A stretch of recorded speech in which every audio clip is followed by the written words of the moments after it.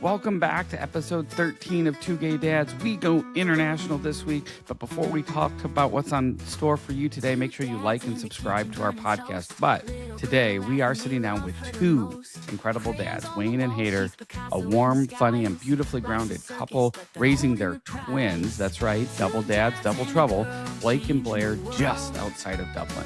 Their story spans cultures, continents, and a whole lot of love with Irish roots, Brazilian heart, and the everyday chaos of parenting times two. We talk about what it's really like raising twins, blending traditions from Ireland and Brazil, navigating life as a two-dad family, and the small moments that make all the difference. Our discussion is honest, joyful, and full of those little glimpses into family life that remind you that love is at the center of everything. So, without wasting too much time, let's jump right into the conversation. This is Two Gay Dads. Let's get into it. Hader and Wayne, welcome to the Two Gay Dads podcast. Thank you for joining us today, all the way from just outside of Dublin, Ireland. So would you all mind just introducing yourself quickly and telling us a little bit about your family? So we're a family of 4, well, 8 if we include the dogs. It's a very easy household. So we've been together, me and Wayne, 15 years now.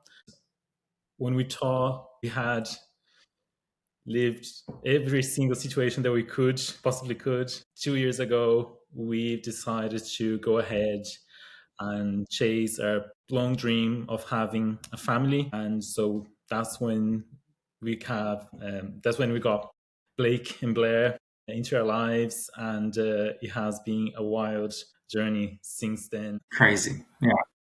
And Wayne, do you mind sharing, how did the two of you meet 15 years ago? We met the old-fashioned way out in a club one night. If I'm honest, I can't even remember. I was so drunk. Typical Irish. Yeah. It was so funny because I was just working in retail at the time with my friends, and I was working in a town in the country a few hours away, and we had just finished up opening up a new store, and I wasn't going to stay for the opening the next day, so they gave me a bottle of wine, and I never drink wine, so I came home with my friends and I drank that bottle of wine and I went out, and as we do, as we did every Friday night, and I was so drunk. I was like, oh my God, that wine is lethal. And then the next day, and that's the thing, right? Up until this point, I've been single my whole life, never go out to meet anybody. It was always just me going out with my friends, 25 years of age and still single. And the next day I had this friend request on Facebook, and I was like, who's that? And then my friends now we're dating ourselves. Yeah. And I was in work Facebook, the not Instagram. Yeah, Facebook. That's showing our age, right? And my friend, she was like, Wayne, don't you remember? Last night you and him were. I was like, what? It's like, yeah, Wayne, you were talking and kissing. I was like, what? So then I was like, oh my God, I need to accept and send a message to him. And I was like, oh hey, we're going out again tonight. Kylie Minogue is in town. Maybe she's going to come to the club after. Hader was like, okay, cool. So that's ultimately how we met, by complete chance. I wasn't supposed to be there, and I'm never drunk when I go with my friends, and I'm never looking for anything. So it was so random, and I couldn't have expected it, right? The thing is with me as well, I never saw myself with somebody who was Irish. So it was just so funny how it worked out that Hader came to me, right? Answered my wishes, the universe. So it was hard to miss because Wayne is really tall. So above the crowd, you can only see Wayne. It's like, oh yeah, that's the one. I'm sure you'll see me. I'm like the giraffe wobbling around drunk, Now I just have this visual of this drunk giraffe, wobbling around. That's me. We FaceTime when we're on the road all the time with Lizzie, and she loves the little emojis you can put on your face, and her favorite one is the giraffe.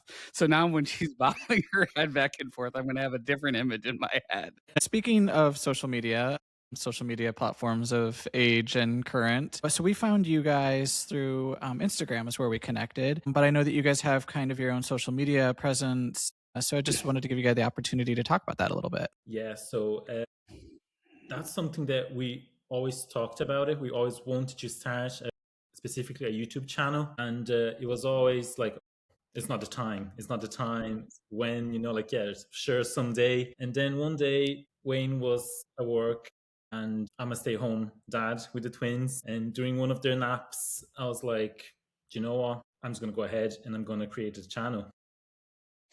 And Wayne got home from work and I said, we have our channel, so we better start making some videos. And we didn't have planned exactly, like what we wanted to achieve with the channel. It was more to have the memories for ourselves, because nowadays you just record everything on your phone. Sometimes you don't even take pictures or anything. It goes, you just forget about it. And we'd like to have those memories that we're creating with the twins registered. And also we have family across a few countries.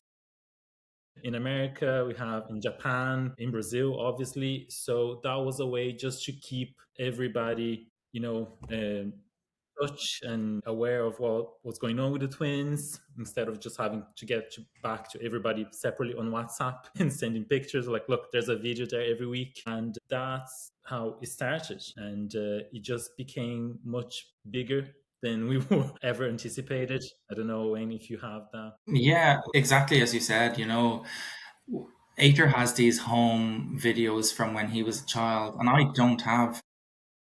It's so cool that you have this, and even just for us as a family to have these memories saved, because every time I change my phone, I lose all those videos, and I never backed them up anywhere, and the photos, they're gone. Like, even if I keep the phone, I'm not seeing them again, right? Honestly, so this is a way where we can really just document everything. And as we were doing it, more people were kind of like, "Oh, this is so cool!" Like friends and family, and they were loving it, and they were sharing like, you're doing it really well. Like Ater does all of it. I do zero in it. So it's all credit to Ater. And then we've just had messages from people who we didn't know then saying, this is so fun. It's highlighting your type of family, in a way.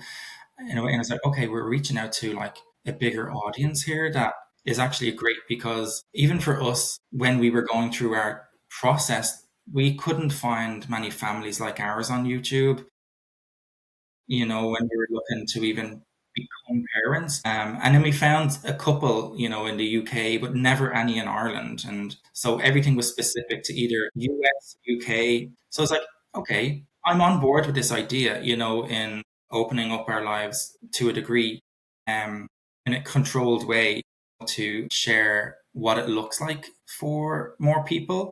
So yeah, it's just been really positive experience for us, and it's opened up communication channels with other people like us in our home country that we didn't know existed, other LGBT groups of parents and all of that. So it's been really eye-opening for us as well to have the channel and the Instagram page as well. And Absolutely. And that's not dissimilar to how we kind of started, which was Jason had been talking about it. And then one day just like, okay, I'm going to do it, and informed me that we were doing this. And so off we went, and here we are. So I can definitely relate with the with the formation. And I know we want to talk about being like dads in the real world. But really quickly, do you want to touch on how you became a family, and then we can kind of go into the everyday of the meat of being parents? So for Ater, he always knew he wanted to be a parent, right? From the day we met, this was part of our conversation. For me, I'm more of the realist, and I'm like,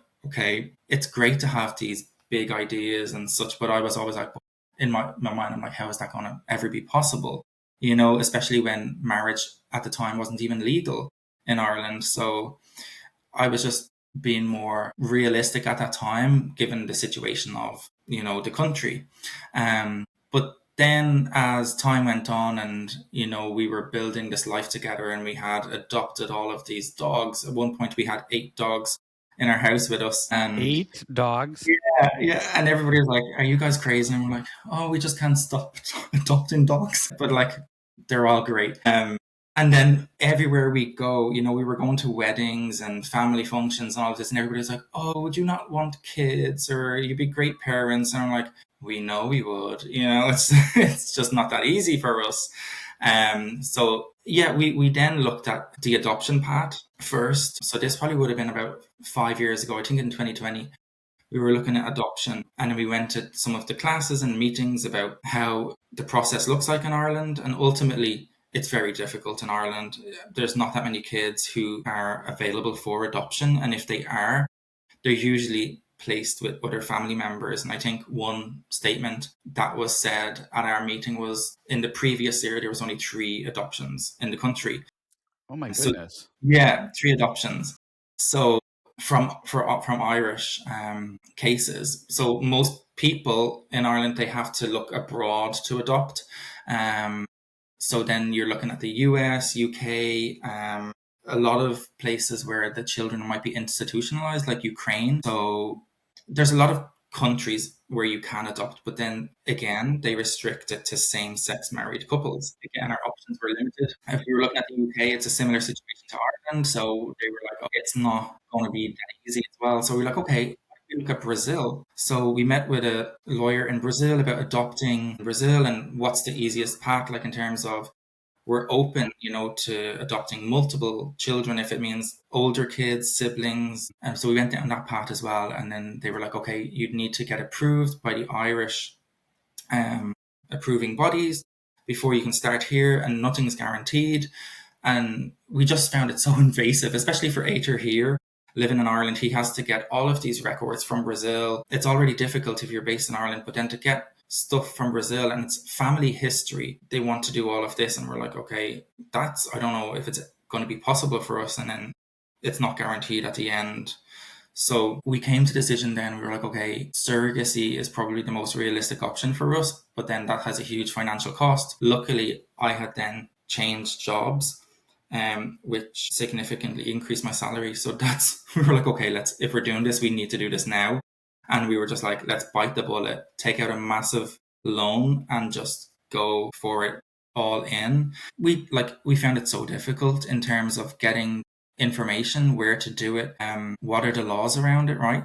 So it was really time consuming, not knowing when you're clueless completely, not knowing if you're doing things the right way, because we wanted to make sure what we were doing was ethical, that it was covered. And it's really difficult when you don't have visibility into how the laws are in other countries and you can't see the surrogates and everything in advance. So we had a conversation with a really good solicitor of surrogacy then in Ireland, and she was telling us this is what you need to cover from our perspective. There's no legislation currently in Ireland where surrogacy is part of the law, right? So it's a grey area.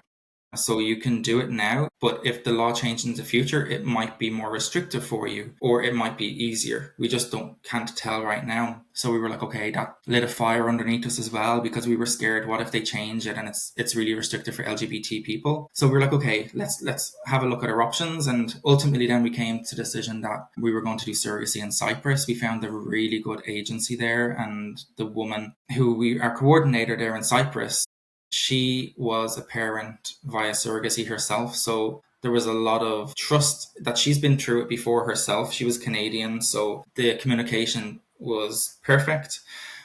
She explained very clearly to us the whole process, what it looks like, how they source your donor, how they you with your surrogate, where the surrogate will be staying, all of that. So it gave us a real peace of mind and reassurance. And she would then work with your Irish solicitor to make sure that they're meeting all of the requirements from an Irish point of view as well. So yeah, we went with the surrogacy in Cyprus route, and honestly, we've had the best experience.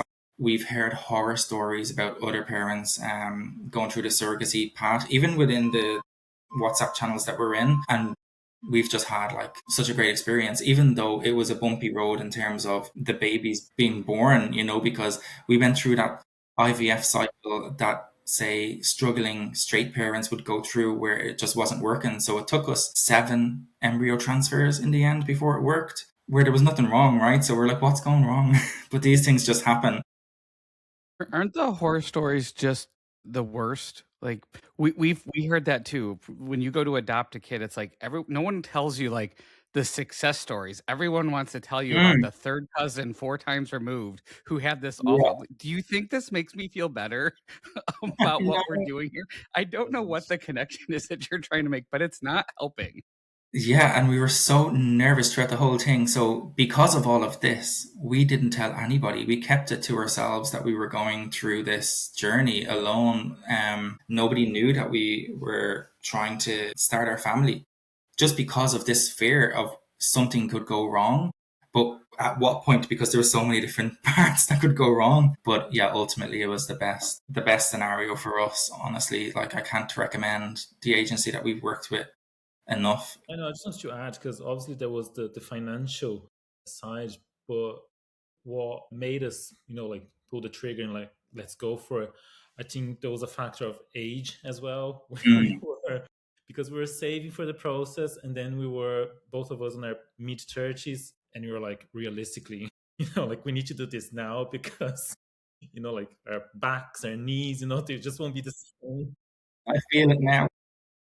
Yeah, and that's like it was very overwhelming trying to find the right route, the right information, because that was all true as well during the pandemic. So we were mainly looking online. So it was very hard to find the right information. Like you would find mismatched information. Some websites would say one thing. So when we found this agency, we really felt at home. We felt like, yeah, this is the one. And from the very beginning. And yeah, that is kind of like a misconception as well. I'll say like with surrogacy, because it's IVF, because we had that a bit, like you think that it would be, like straight away it's going to work out because, like it's all like IVF, so it's controlled, so it's going to work out. And we learned the hard way that wasn't the case. So it was a bumpy road, and for sure, doing by ourselves and not sharing that process. Well, it was hard. It was hard moment. That if overall, like, it just brought us even closer, I'd say. I think if you're anything like us, your family will be like, what's the news? How did it go? And then they'll be devastated if things don't go well. So it's like, I can handle our emotions together, but I can't handle theirs, right? It's just, it would be too much. And the pressure of them seeking answers, I was like, well, it's just, and we've been this way throughout a lot of our relationship, where we do things first and then to share the news after, because it's just worked for us, and they're not surprised anymore. They're like, oh, what is it now? So, like, myth versus reality, like, what surprised you the most once Blake and Blair arrived and now you went from 2 humans to 4 humans and some number of dogs at that point 2 years ago? Yeah. Surprisingly, even when we were still in Cyprus before bringing them home, we got a few visits there from, like some nurses and even our coordinator from the process. And they couldn't believe. They're like, oh my God, like you guys just have it. Like you're not struggling, I think because we wanted our family so bad, we were prepared. We just knew from the get-go it was just natural for us. From the hospital, then being by ourselves at the apartment in Cyprus, we never had, yeah, it's hard, like you don't sleep the first few nights, but we never struggled. It just felt right, like it was meant to be, like that's it. Yeah. And it's felt like that since. It's never felt like this. Is this what it's supposed to be? Why is it so hard? It's just felt very natural for us. And it's like, this is us, Even having 2, I think because we never had just one, it's just, we don't know the difference. I can't imagine going from, we have one and like one and done. We're done. We get just last night we were asked at dinner like, oh, when's the next one coming? And I said, absolutely not. She's enough. So I can't imagine just going from none to 2. And you talked, I know when we talked earlier, you talked about that they both have very distinct personalities. What can you give like a moment that encapsulates just how different they are, even though they're twins? They're so different. They're so opposites. It's crazy, right? Blake is very like Ater, even when it comes to his eating habits. He's a horse. Everything's munched into his mouth straight away. And Blair is much slower and picky, a little bit like me. I eat slow. She's the same. She will just play with her food a bit and maybe put it away. But even more than that, just separate to eating, I feel like Blake gets very excited and then he can't contain and he gets this burst where he's like and I think Ater's like that as well in life. Blair gives the side eye. She's judgy. She's like, You know, yeah, but she's very social. You know, where Blake will smile and keep his distance. Where Blair is very, very social. She will refuse a nap if there's anybody over to the house. She has to hear what's going on and be part of the conversation. And I guess I'm a little bit like that as well. I was gonna say, having spent a little time with you guys, that tracks. So, if you two had to describe like the parenting dynamic in your household using either a movie character or a TV character, like what character would you be? And I think it's only fair that Nathan and I answer that after that as well. So, Nathan, I'm going to put you on the spot, but who are you? I think this is so funny because this one stressed me out the most, and I'm like, who am I, as a character? But then one character popped into my head, and then I think the both of us were like, oh, that's actually the same TV show. So I was like, I'm Phil Dunphy. I'm like, he's so like fun, but like to me, the idea of fun is like going and getting a camper van and building those memories, but being the cool dad, the fun. I want to make them laugh, and that kind of stuff. I'm not too serious. And I think when they're older, I'll try to be that dad where I'm more of a peer to them. But yeah, I see Phil in myself, not from a parenting standpoint for sure. Ater, you can say who you are, and I laughed so much. I have a guess. I want to see if I right. Gloria? He is Gloria. Oh my God, that fiery temper. She knows how to get stuff done. Go ahead. Yeah, and I run the house, so Yeah. And Ater is all about like things looking pretty and perfect, and oh yeah, it's Are Gloria. you the one who would also go out and get the extra dog without talking to Wayne ahead of time? Because if you remember, Gloria also got the dog. just the fiery, personality as well. Like that is me. Just Latino. Yeah. Hi, Jay. This is Ater's like, oh, Wayne, we have to go to Brazil this year. And I'm like, how, Ater? Like, how's it gonna happen? We have to go to San Diego. We have to go. And I'm like, Ater, we can't. Like, it's just, yeah, he's Gloria all over.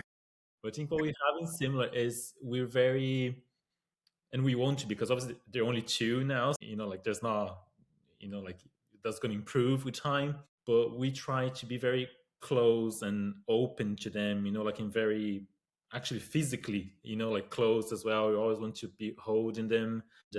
Yeah, just very very open. Yeah, I think we're relaxed as well with them, and we've noticed this when we visit other people's houses or people visit us and one of the twins might take a fall. We don't react straight away. We just let them get up. Whereas other people are like, oh my God, are they okay? And then the twins are like worried about the other person who's screaming, Yeah, yeah. So we're just like, no, they're fine, and everybody has always been like, oh, you're going to need to take this up. You're going to need to remove that object and this and that. And we're like, we'll see how we get on. If we have to bubble wrap and bubble proof everything, how can they enjoy themselves? So they need to learn by trial and error. And I find we're relaxed, and obviously we don't let them touch the hot oven or jump off high walls. We do let them. I think we are very similar parenting style. My mom calls it blunt force trauma parenting, but just like bruises are going to happen. We did the same thing. We never, we kept her away from the chemicals under the sink. Yeah, but we didn't. She was allowed to fall, and we didn't bubble wrap the house because we wanted her to learn the same limits, as well through a natural evolution of trial and error. It makes me wonder if it's just, we were all in our mid to late 30s, right? We were, and you all were when we had our kids. And I just wonder if there's just something about maybe us being a little bit old on the older end to be starting a family with kids that just like, we didn't worry a lot about those instances because I don't want her to live in this life where she's then afraid of her own shadow either. Yeah. Now, maybe she's a little too brave now, but I know. That's it. We see the confidence in ours as well. And I'm like, oh God, what have we created? They're just little demons running around and not afraid of anything. Yeah. From the very beginning, we were very relaxed. And from when we were tiny little babies, we were very relaxed. Mm-hmm. I don't know if just due to our age, but I think as well due to our parents. I think it was a different generation, and we just want to do things differently. Yeah, I think that's the the big thing. We can say our parents are great, but we still don't want to be our parents, you know? Yeah, absolutely. We did a whole show on parenting styles, or a whole segment on parenting styles and how that connects to different generations and how it reflects how they were parented, the things that they tried to change, and how we've kind of, I think, especially as older millennial parents, tried to meld different parenting styles together. So, Mhm. Jason, if you had questions to you now, I think. I like how you didn't answer and you put it to me first. But But no, you know, I'm happy to answer. I got notes, but so if we're gonna stick with the Modern Family theme, which I think is probably on, I think I'm a cross between Mitchell and Phil. I have my moments where I'm like Phil, where I want to be the fun, outgoing dad, and then there's just sometimes where maybe I get a little too uptight, Huh. maybe a little.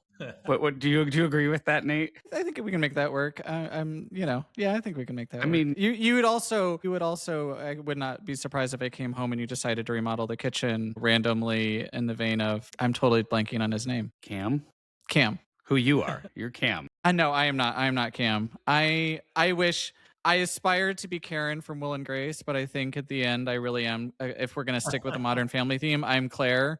I try my best, but sometimes it just comes out to be a complete shit show. That's very true. That's very true. I have come back and Ater is remodeled. I remember I went on a work trip to the US and I came back and Ater remodeled the bedroom and the bathrooms, and I was like, oh my God. So yeah, he's definitely sticking There up. was a time last summer I was out mowing our yard, and we've got a really big yard, so we have a riding lawnmower. So I'm out there, I've got my headphones in, I'm listening to a podcast, and Nathan just comes out screaming bloody murder, and I'm like, what is going on? And so I go running back into the house, and he had been trying to repaint one of our walls, and rather than put the paint from the paint can into a tray, he's like, no, I'm just touching up this spot, so I'm just going to use the paint can. And then he dropped the entire gallon of paint all over our wood floors. Oh my God. No, on the wooden There were floor. extenuating circumstances. I claim innocence. Yeah, that's a Sure. Phil Dunphy moment as well. It So really that's, is. that's a Phil moment. And the way he was screaming, I was like, oh my God, what happened to Lizzie? Is she hurt? So like I go tearing off in there, and I look, and there's all this paint on the floor. And I'm like, what happened? He's like, what do you think bleeping happened? Uh-huh. And I'm like, I don't know. I've never spilled an entire gallon of paint on wood floors before. There was the time I called him hyperventilating and crying and saying, I'm so sorry. And he's like, what happened to Lizzie? And I'm like, I had to break a window because I locked myself out of the house. But for me, that was the worst thing that had happened. Now, in my defense, our 18-month-old child was on the other side of that door running the house on her own. So I was somewhat panicked. But yeah, I don't handle these things well, apparently. Gosh, how far was Jason away? He was too far to come back with a key. Yeah, I He was was- in Washington, D.C., and Okay. he was here in Michigan, so I was 900 miles away. Okay, it's And okay. it was like his first full day after we moved Whoa. back to Michigan in the house by himself, and he locked himself out. I had to break Probably a get better small from window. this. And the repairman came and they said my favorite word, standard size. Because if anybody owns a house and you have to break a window, you want to hear standard size. Mhm. What Oh. I wish we would have had cameras outside to see. So we had just had this snowstorm, and so that past weekend we had thought like, okay, it's time to go get the hide key. But we had just moved. Lizzie had never seen snow, so we're like, no, we'll do that later. Whoops, because we want to take her out and like let her play in snow and go sledding down a hill and do all the things that a 18-month-old should do when they're seeing a massive amount of snow for the first time. So we hadn't hidden the key yet. We hadn't done anything. And so he went running around our house, which has like a walkout basement, so it's on a hill, through the snow in like Crocs, trying to figure out if there's any door or window that he might be able to open in the house. I knocked on the basement door and like trying to, I don't know why in my head I thought a 18-month-old would be able to unlock the door. And she brings Jason's PS2 control over to me and holds it up to the door, trying to be helpful. And apparently in her brain that made sense. Yeah. Gosh. Parenting plus, homeownership, it's all Yeah. adulting is hard, okay? Yeah. So what are some challenges I'm turning a little bit more serious. What are some challenges that you guys have faced as being two gay dads in Ireland? Yeah, so as I mentioned earlier, like surrogacy, there's not a legislation right now for surrogacy, so it's a bit of a gray area. They're working on bringing in assisted human reproduction bill, which covers it covers surrogacy, but it leaves a lot out. So with this new proposed bill, a lot of LGBTQ plus intended parents would be left behind because it's more restrictive. So surrogacy would have to be done in an approved, so the whole embryo transfer, all of this, I think, would need to be done in Ireland, or if it's done internationally, it has to be altruistic. It can't be paid for.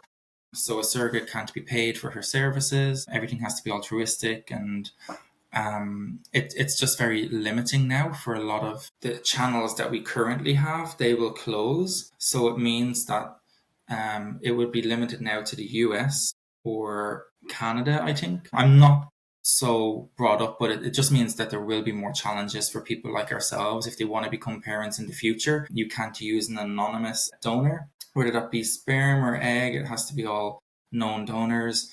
Everything it's just to fit in this mold, which doesn't work. And it just leaves LGBTQ plus parents behind. And right now, currently in Ireland, only one of us is the legal parent to our children. So because there's no legislation around it, your birth certificate requires male and a female, mother and a father. And as LGBT parents, we have to do a DNA test to prove which one is the father, come back, have that, and then only one of you is on the birth certificate, if it's an Irish birth certificate or whatever. Now, if you were a same sex, if you were a heterosexual couple, I'm a woman, I go in to the registry office and I'm registering my birth of my baby. I could bring in any man I want and his name will be listed on that with no questions asked. Whereas we have to jump through all of these hoops and we're still not recognized. So yeah, these are some of the challenges that we face right now. So only one of us is the legal guardian of our parents. The other one is a legal stranger in the eyes of Irish law. When they turn 2, we can apply for guardianship and then a parental order for the other parent. And then that when they turn 18, that's then extinguished or whatever the word is. So then again, you're a legal stranger. And this has complications then when it comes to inheritance, so if one of us dies and actually that's where, I don't know, the money is or so, it's like, or both of us die. I don't know, like if both of us die, where do the children go? If one of us die, who's not the biological father, where does that leave the other parent? And I don't think there's been cases of this yet, but it's a constant in the back of your mind, like, what if, this happens? Where does it leave our family? Absolutely. Protected? Are they safe? Who would they go to? If both of us, ended up dying in a car crash or whatever. It's just morbid to think about, but it's horrible at the same time that we don't have those securities. And it's not equality for us, essentially. It's equality for the children, because the children are being treated by the state differently to any other child. Yeah. And even everyday situations like going to the doctor, like only one of us can bring them to the doctor, or enrolling them, like in school. It's always just one of us, so the other one doesn't have any Authority. power, like any right over them, even though both of us, like their dads, like every day. And but that's just on the legal aspect. On the social side of things in Ireland, it's great. Ireland was one of the first, was actually the first country in the world to have a public referendum again. So that was voted back in 2015. So like the society is like supporting us, and we didn't even know, because that's even after starting our channel, when we got in touch with other people, gay parents and lesbian parents as well, just in our area, that we weren't even aware of, like, so we thought we'd be the only ones, and there's actually many others around us. And I remember they were still just a few months old. We were in Bray, which is a beach here in Ireland. And we were in a cafe, and they were probably like 2 months or so. And there was a older woman sitting having her coffee, and she looked at us and she was like, "Are both of you the dads?" And we're like, "Yeah, yeah." And she's like, "Oh, I love that," And she was talking to us, and that's it. Like, even from an older generation, we always felt that support. We never had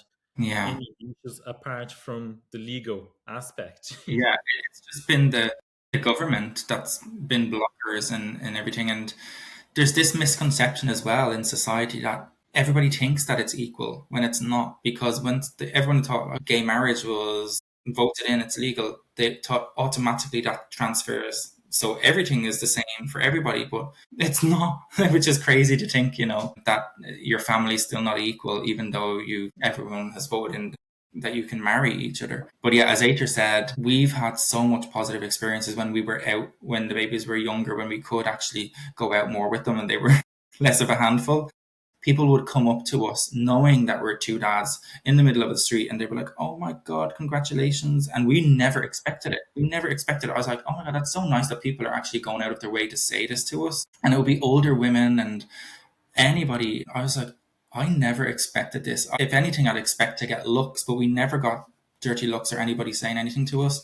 It was the opposite. And I was like, oh, wow, it is great, You actually, that was going to be my pivot. Like, what are the ways that Irish, being gay parents in Ireland and the country has reaffirmed that? Because it's easy to get focused on the cruddy stuff, right? That disappointing, why can't we turn this corner thing? But there's also, as we've experienced, so many amazing ways that you find support in the community.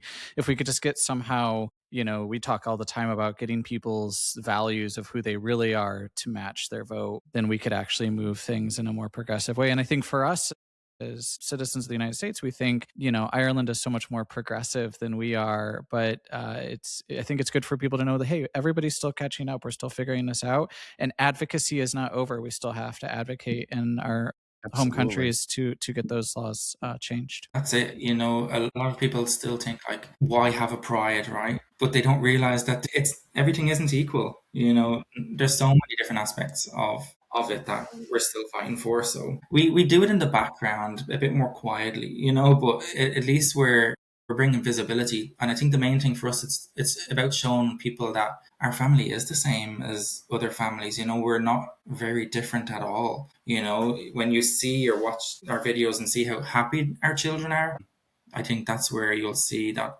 it's just like any other family. Yeah, I think that's why, that's why a lot of people don't realize that, like, we're not equal, because out there we don't act differently. Like, our family just looks like any other family, but under the law, we're still not the same. But like, there's nothing different. Like, our lives are the same. Like, we have good days, bad days, stressful days, like any other family. Like, it's all the same. Absolutely. And I think there's like an ethos behind our show, it's just trying to show that, like, we're just like you guys, we're just trying to make it work and survive. And she survived, we survived one day down. Let's move on. Yeah. Our original parenting philosophy that we had right on a daycare form. Yeah, you mentioned, yeah.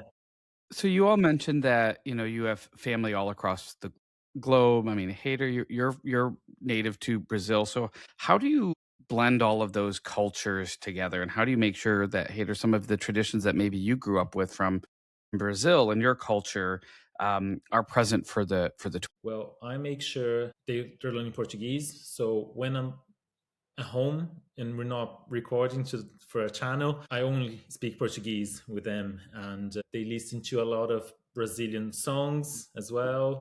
So every morning when they're having their breakfast, there's Brazilian music playing, and we try to. That's it, like, even just with Portuguese, I'm always on a calls with my family, and yeah, they're only learning. I think that's something as well, that they're kind of with twins, and it's already kind of delayed. They're starting to talk because they kind of have their own language between them, and on top of that, having Portuguese and English, like, in their head, they're kind of like still trying to find their way. They say a few things in Portuguese, they say a few things, in English. It's even though they're almost two, they don't have like a full sentences or anything yet. which is it's just how it is, when you're raising them two languages, it's just how it's gonna be. But yeah, like I try to keep the Brazilian culture very much alive. We've been to Brazil last year with them, which they had a blast because just having the weather, like it's so different from here. So they were swimming every day, just enjoying the weather, which is What is that yellow ball in the sky that's making it warm? A bit too warm, yeah. I have an important question. Wayne, do you speak Portuguese? I should at this point after 15 years, but I blame Ater because he will only speak English with me. And I feel like I know a lot more Portuguese, but I get very shy about it, right? And I get embarrassed that I'm not saying it right. But I understand a lot and I feel like I can speak conversationally slowly, But yeah, I feel like I'd have to fully immerse myself in it. And I'm hoping that I will become fluent once the kids are speaking it more as well, because then I'll be learning like a child myself, because I'm watching all the Rome's. Either that or the twins will start talking in Portuguese when I was gonna Peter's say- not around. You'll have no idea what they're saying. Or the scheming that will happen between the three of them. Yeah. That stopped long ago. I remember the first time I went to Brazil, they could talk about me all they wanted, but the second time, no, I couldn't. and you do know much more than you give credit. I do, yeah. So there's a story that I caught. I think I was watching a video on your YouTube channel about the golden egg at Christmas. Can you go into that quickly? I'm just curious. I think that was such a moment in our lives that we'll remember forever. Ater wanted to make the announcement that we were expecting our twins, like one to remember. So we made, I say we, Ater done all of this as usual. I just want to say we were in the process for the surrogacy for 2 years. So I had a lot of time to plan and to make something very elaborate. Yeah. I'll let you say what you've done, Ater. Yeah, and we were really like counting the days that we were able to share the news with our families, and it just happened to be around Christmas that we got all the positives, we got the heartbeats, we got everything. So we just waited until Christmas Day to share. And how it done was I got some wooden containers, like wooden boxes, and we had some plants inside, and then a golden egg that I had to make a hole in the egg, empty the content of the egg, the yolk and all, and I put a little note inside the egg, and then there's some glitter as you do, inside the egg, and it was all golden. When they opened first, was your parents first? The first, yeah, that we shared first, and they opened it like, what is this egg? What is this? My mom was like, "Did you guys win the lotto?" Wouldn't that be nice? Yeah. They just didn't have a clue that we even wanted to have kids. They didn't have a clue. So for them, it was like, what is this egg? When they had to break the egg, we brought like a little spoon, a teaspoon. They had to break the egg. And then there was the little note. It was something like... a little birdie came to say a baby's on the way, something like that. Exactly, yeah. A baby's on the way. Because let's say we just said it was one baby first. So immediately they just broke into tears and were like, is this real? Like, are you for real? They were very emotional. And then we had a separate, it was kind of like a poem. Yeah. Saying that it wasn't even that obvious, but you could understand that there was two. And then that was even more special. They were like, what? Two? Twice the fun. Yeah, it was so good. Like the tears, they just were, in shock and just pure emotion. Because I remember my mom, when I came out, I think I was like 22. I came out to her. She was drying her hair one day or brushing her hair, and I just told her, and then her first response was like, I'm not going to have any grandchildren, and because that's what she was thinking, like, I'm the eldest child, she's not going to have any grandchildren. So for her then to have that moment, that she will have grandchildren from us, She was the both of them. They were so over the moon, like the tears. She couldn't believe it. I cry every time I watch that video, you know. And then we went and It's told my sister. amazing. Yeah, yeah. It was one of those moments in life where we're like, And it was pure emotion, and then it came like the kind of practical questions are like, how? yeah, yeah, And then you had to explain the whole thing. mm, But yeah. yeah, it was pretty special. We still have because we recorded, obviously we have the videos, but we wouldn't do that to them. We wouldn't show because obviously they're just sobbing, like, but it's pretty special for them, for us to have them. And And we it would, was the same to every single person that we shared. Then we went to Wayne's sister, and she was even more. I was just gonna say we wouldn't have had that moment with people if we had have shared the news because it would have been a lot of sadness because they would have been like, oh, it hasn't worked. Or throughout the process, we actually had a miscarriage as well. And so I'm sure they would have had all of this in their minds. So we just wanted them to have this happy moment. And this is where the journey starts for them. For us, we've had this long journey, in the background. But for them, I just wanted it to be from that moment. And it was so exciting for them as well because when we told them, we were actually like 4 months into Yeah. pregnancy. Yeah. So there wasn't even much for them to wait until they arrived, So Yeah. they were super excited. Yeah. So, do you have advice that you would give to other LGBTQ plus couples in Ireland who were just looking to start their own kind of family formation process? I think the main thing for me is to have a solicitor that understands the process, ideally that has done before, like it's not something new. Because we actually know someone that they were in contact with one solicitor, but it was the solicitor's first time going through the process. So there's obviously, like a lot of questions there. So the most important that we found that brought us really peace, like in a certain that we were doing everything right was having a solicitor that understood the Yeah. process. And specifically a solicitor who specializes in not just surrogacy, but deals a lot with LGBT intended parents as well, because she knows the differences. It's different. Like if we're doing surrogacy as a straight couple and an LGBT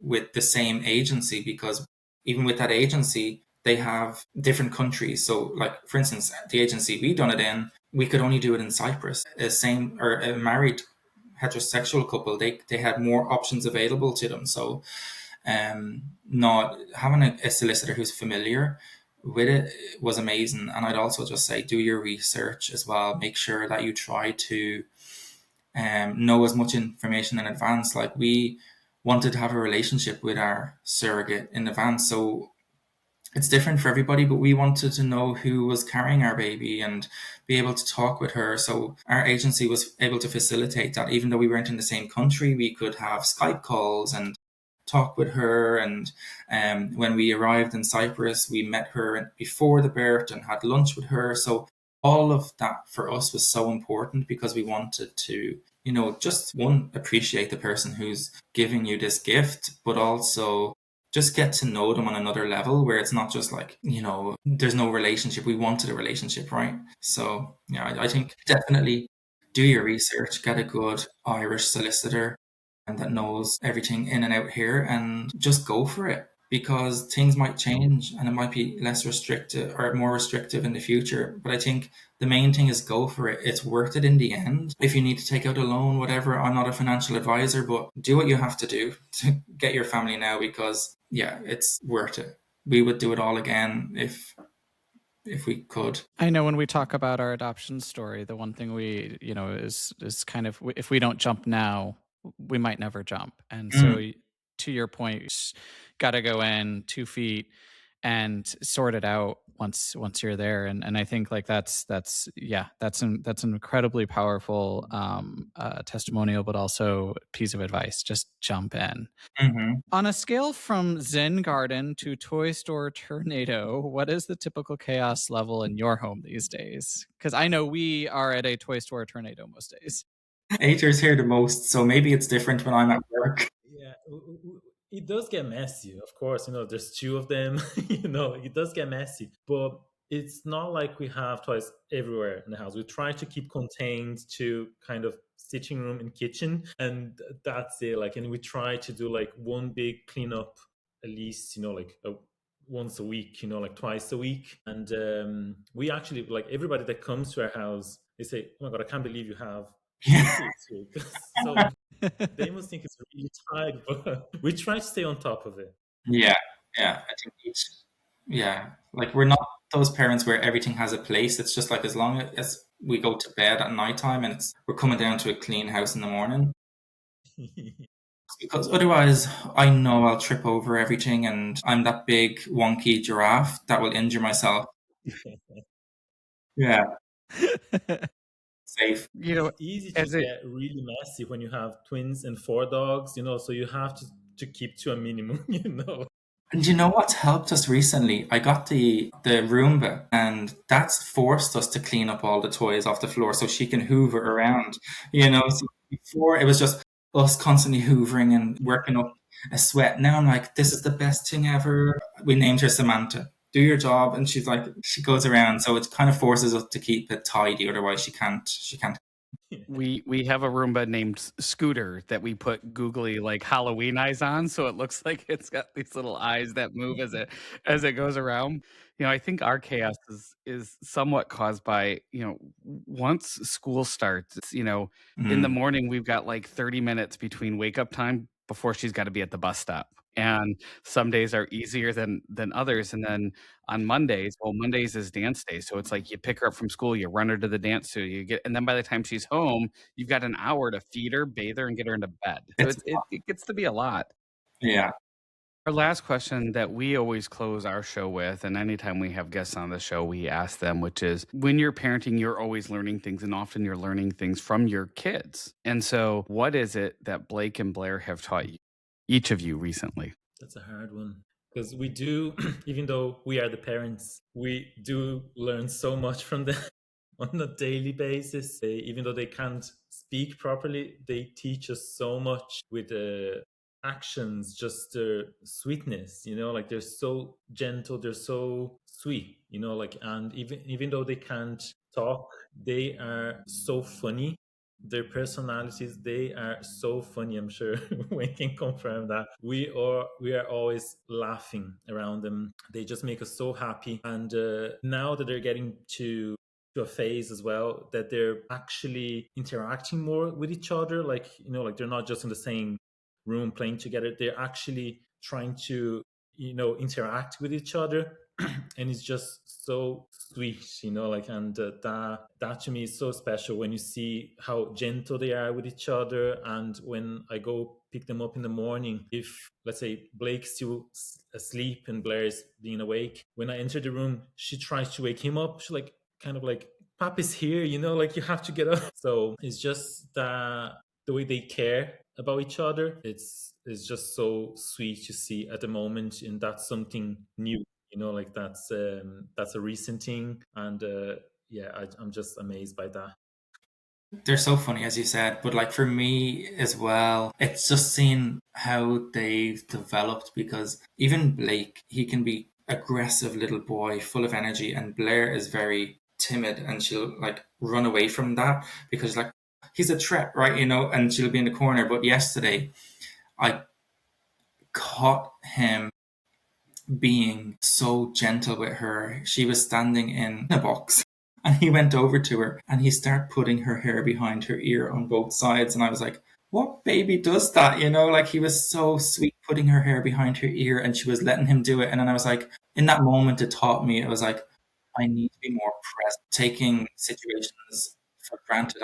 I'm looking at my phone too much and all this dread in the world. And I'm like, I have to come back and be present again. So like he taught me like, oh, I need to be present, because it's so easy to fall into the trap of scrolling when they're just like playing by themselves, because I need a break. I'm just like on my phone.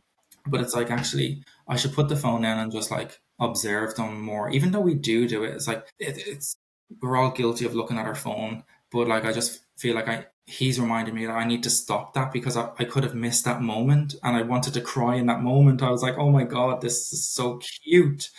So I think, yeah, he's taught me like be present in what you're doing right now, because it's so easy to think or worry about the future or what's going on. But I just need to cherish and be in the moment and focus on what's going on. And I think I even said this to Ater.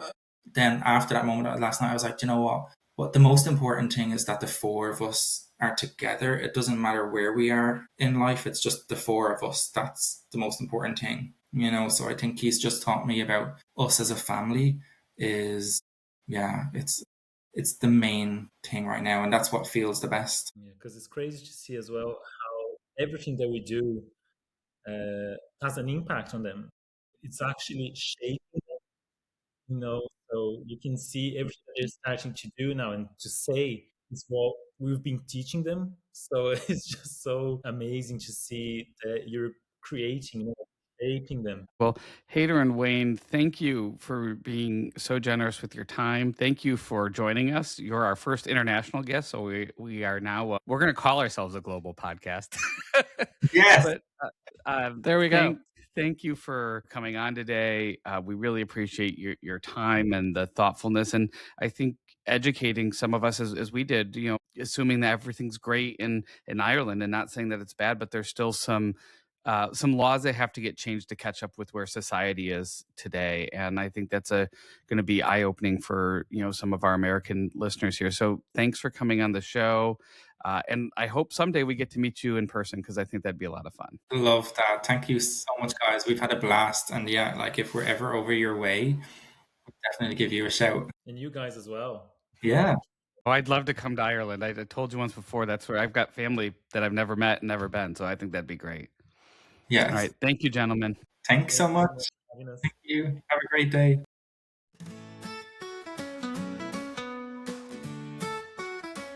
That was such an incredible interview. I just really love was. those guys. I wish they lived closer, because I think we'd be fast friends and hang out all the time. So this week in the gay news, Daddy, what you got going on? So we are going to talk about Meta first and the Facebook algorithm, and we'll talk about some recent legislation. But let's start with Meta. And listen, we know that we've been talking a lot about social media and how it shapes what people see. And here's a part that everyone, and I mean everyone, should worry about. Even when you do everything right, when you're clear about your values, your content, your interests, Meta's algorithm still decides what's good for you. And literally, that means pushing conservative political content, even if that's the opposite of what you actually want. And look, we're the creator of Two Gay Dads, a podcast that has been openly critical about the Trump administration because of not because of who they are, but because of the policies that they're pushing that would affect families like ours. So nothing about our page and nothing about our personal pages, which are linked to it, and our engagement, our history screams, please give me raging American patriot page suggestions or groups to follow. Yet that's what we're getting fed. It has really been an interesting journey to experience that when we scroll through a Facebook feed with our Two Gay Dads page, to see the content that is just constantly being fed to it. And the amount of it that isn't even real. That's just fake news. So first, studies show that Facebook's engagement patterns found that conservative sources on the platform get about 15% more visibility than liberal ones. Not because people ask for it, but because the algorithm boosts whatever generates the strongest reactions. And So we've they're seen rage that baiting, basically. 100%. And we've seen that with a couple of posts that we've seen that have taken off, and the clips of our show around trans issues and mental health issues. When the comments start getting negative, the post starts getting seen more. And it fuels divisions in our country, and it fuels dislike and hatred for each other. Right? And so the other thing to know is that between 2021 and 2024, they made sweeping changes to reduce the visibility of political news content. User reactions to news dropped 78% during that period. But here's the kicker. These changes didn't make feeds more balanced. What did break through, even more skewed, and conservative content continued to surge. And then third, major independent studies show that liberals and conservatives live I mean, we all know this, right? They live in their own bubbles, in their personal lives. And now, even on our social media platforms, we're living in our own bubbles there too. And that is fueling division in our country. That is fueling, if you don't think like me, if you don't believe like me, if you don't love like me, if you don't look like me, then you're wrong for me. And that's not what we were about. That's not what we should be about. And what is even more frustrating is how vague and how opaque Meta, which owns Facebook, Instagram, right?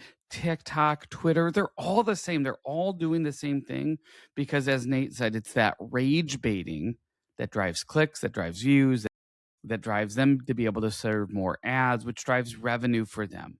Division drives revenue, not unity. And so when we say that Meta's putting its finger on the scale, we literally mean they've built a system that claims to reflect your preferences while quietly overriding them in favor of what keeps you scrolling.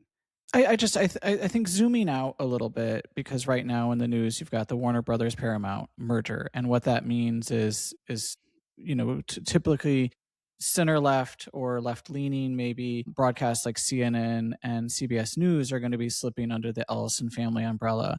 And why this is relevant is because 40% of local newspapers have vanished, creating 200 plus news deserts and leaving 50 million Americans without consistent local reporting. That also, what's happening along with that is like companies like Sinclair are purchasing a lot of the local news stations, which moves away from local issues towards national politics, often with a rightward slant, but also it pushes consumers who are watching, who think they're getting that local news toward national news and more partisan politics. And why the meta discussion is valid is because it is part of a larger pattern. Local news supply creators, conglomerates push national news stories with documented rightward slants, and mega distributors increase control visibility. And the result is a media diet that steers audiences toward national partisan frames, no matter where they're beginning. So, yes, we are consuming more on social media, but just overall, we are consuming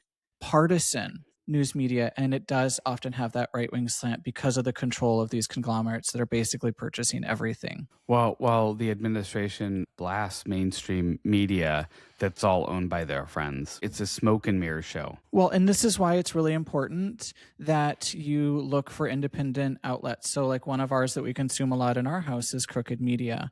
And that helps preserve pluralism, provide context-rich political analysis, and maintain editorial diversity. Those small independent media companies really are important to balancing out what we are consuming on a regular basis. Yeah, you know what, Nate? I just think for us as two gay dads, it's unnerving to be so clear about our values and still get folded into political content that we never asked for. That's not personalization, that's manipulation, and it doesn't align with our values. And I click trying to, I'll go in there and I'll click the, don't show me any more of this content, and I'll say why. And it's not changing. It's not changing what I'm seeing. And so this isn't about left or right. It's about fairness and transparency, and whether a private company gets to decide what political ideas we all have to wade through. It's not that I only want to consume media that I agree with. That's not it. It's that I want to, if I'm going to consume media from the other side, I want it to at least be factually accurate. And a lot of the crap that's coming up on our Facebook page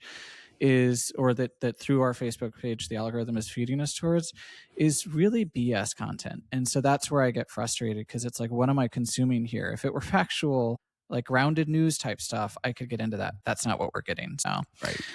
The other thing I wanted to pivot to really quickly, this is Senate Bill 244 out of Kansas. This was passed, vetoed by the governor, overridden. It was passed on the 18th. It goes into effect on the 26th.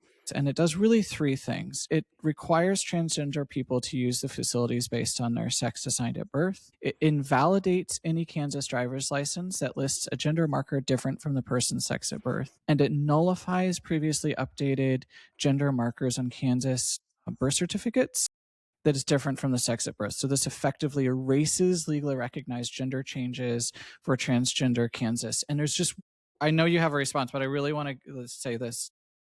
Oh, The outrageous part is it has a private right of action provision in the law, which allows anyone who suspects a person of being transgender to sue them for $1,000 for using a government building restroom deemed inconsistent with sex assigned at birth. So now we got vigilantes sitting outside bathrooms in a get-rich-quick scheme. I just don't understand the point of the legislation. You know, I think I reflect back to our conversation with Steven when he was on the show, and trans people are not a majority of people in the country. They're a very small percentage. And why do we keep coming up with these hateful pieces of legislation that impact less than 1% of the population?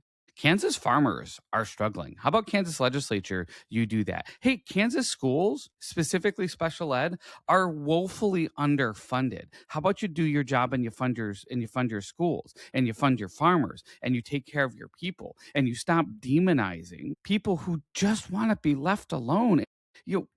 I read somewhere that there's not even a grace period with this. So like the second this goes into effect, if I'm a trans person, my driver's license is invalid. So that has voting implications if there's an election. What happens if they get stopped the day after this law goes into effect by a police officer and their license is now invalid? Now, are they going to go to jail for driving without a license? It effectively pushes trans people back into the closet, and I think that's these ID restrictions intensify fear among transgender people that openly identify themselves because they fear it will expose them to discrimination and harm, and so that has a chilling effect. We got 600 of these laws floating around in 2024.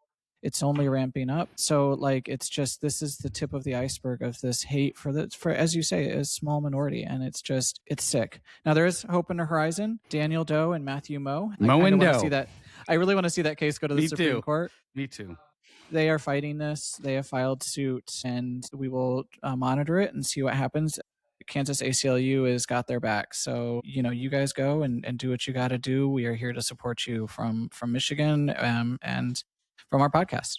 Absolutely. So as we bring this episode to a close today, our first international episode, Nathan, you had a longer week down in Ohio, but what did your daughter teach you this week? Maybe I'm gonna zoom in out today. I'm gonna zoom out to have a broader just reflection on family. My mom had a double mastectomy this week. She was diagnosed a few weeks ago with breast cancer. She has been blessed with an incredible healthcare team who moved quickly, and she's doing all right. And I love that. But I spent my week with my family, and I spent my week with my sister, and Lizzie's an only child, and so she's not gonna have a sibling. We're one and done. We get asked all the time, but boy, those relationships are important. My sister is the rock for my family. She's an amazing tanti. We're going to have her on the show. And so just mine this week is less about Lizzie and more reflection on family and just how important this love circle that we have built in around us is. So to my family out there, I know you guys listen every week. We love you. And to my sister, you're the rock of our family, and I don't know what we'd do without you. So what about you, Daddy? Mine's funny and serious all at the same time. So last night I took Lizzie to her first Ludington Orioles boys basketball game. She had a great time. She got candy bar, popcorn. We won our district championship at home. It was a really good time. Then coming home, so we live on this gravel road. And after the end of the winter, when snow starts melting, the road's a mess. And our HOA does a great job taking care of it. But this is the time of the year where it's just really messy. And I went to get out of my truck last night, and I stepped on the running board to slide down, and I fell. I just slid down the truck, landed on my elbow, landed on my knee, and I was laying on the ground. And if you are in a winter weather state, your garage is just a mess this time. Well, and if you know my husband, the fact he didn't break anything is a miracle because he just seems to be accident prone lately. So, continue, that's please. True. So I was laying on the ground just saying, ow, ow, ow, just trying to get my bearings and also kind of embarrassed. I'm covered in mud because I slid down the side of my truck. And Lizzie climbed up to the front seat. It's like, Daddy, are you okay? I'm like, I'll be okay, Lizzie. She's like, I'm gonna go get your ice pack for you so you can feel better. And it's just, our kid amazes me, always knowing how to show up and how to be sweet. She was exhausted. It was about 2 hours past her weekday bedtime. It was a Friday night when we did that. So but she wasn't going to be too tired for school, but it was late and she was tired, and she still found a way to show up for her daddy. And she is my ray of sunshine and just the person that makes my heart happy every time I hear her laugh. And so to my kiddo, you're amazing and I love you. So this has been a great show. Thanks everybody for sticking with us. As Jason says, connect with us on social media, connect with us, share us out. You know, the more people are hearing about LGBT families, that is our path to advocacy and action. So with that, I'm Nate. I'm Jason. This has been Two Gay Dads. Have a great week, everybody. Onward. Onward.